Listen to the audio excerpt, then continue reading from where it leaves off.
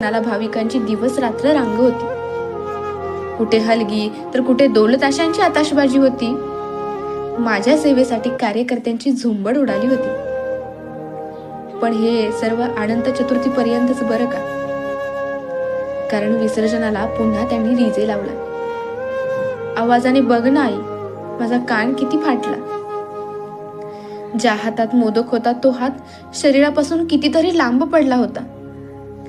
मान हलवून पाहिलं तर सोंडीचाही काही भाग नव्हता. म्हणे तर काय यावर्षी लक्ष वेधून घेतलं तर त्या बॅलन्सिंग बाप्पाने.